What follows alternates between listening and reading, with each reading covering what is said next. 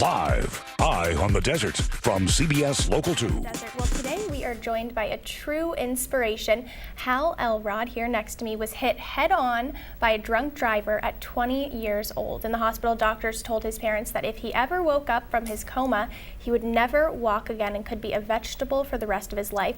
Well, since then, he's become a motivational speaker. He joins me now to talk about how you can stick to your New Year's resolutions. And I can't think of a better person to talk about overcoming obstacles for the new year than you. Sure. Thank you, Danielle. Thanks for having me. I appreciate it. Thanks for being here. And your story is really incredible. And approximately 92% of Americans won't follow through with their New Year's resolutions.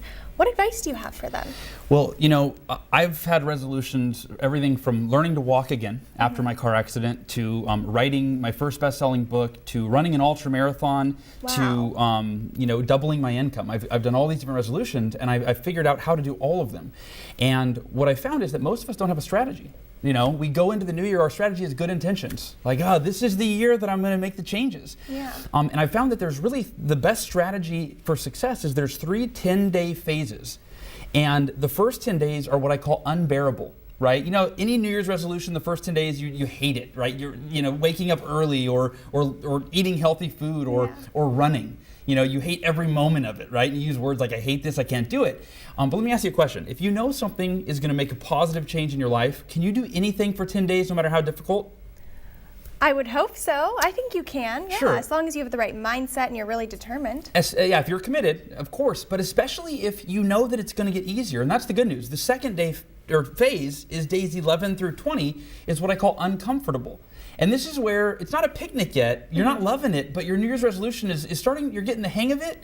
You're going from, I hate running to, this isn't so bad, but you're kind of wondering if you're ever going to start enjoying it.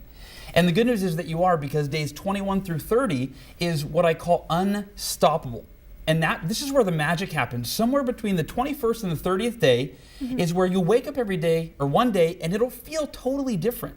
You'll go from hating the New Year's resolution to actually being excited to do it. You'll go from, I hate running, to having an unshakable, pep in your step as you go, I'm a runner now. Now, can I ask you a question? Is that because you've gotten so used to it, or is it because you really have truly grown to love doing running? When it's both. It's your body is acclimated to it, your brain is acclimated to it. It's, change is always painful. Doing something we've never done before that's out of our comfort zone, it's always scary, it's always painful. But once you've done it over and over and over and over again, anything becomes easier, you get better at it, you have more confidence in it, and you actually enjoy it.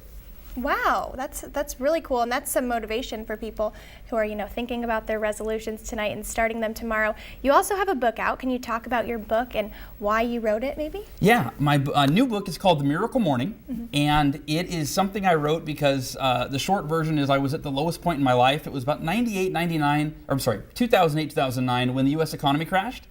And my business failed, and I lost half my income, I lost my house, I got deeply depressed, and I decided I had to make a change in my life. Woke up an hour earlier the next morning, did these personal development practices such as meditation, affirmations, visualization, exercise, reading, and journaling, all in an hour.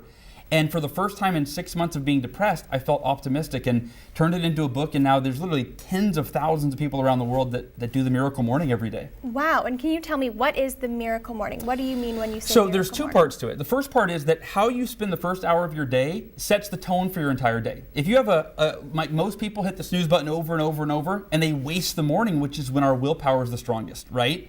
So if your morning is lazy, lethargic, unfocused, unproductive, that's the kind of life that you're going to live. That's the kind of day you're going to have. Exactly. But most successful people, they know better. They wake up early and they invest their willpower into making themselves intellectually, physically, mentally, emotionally strong.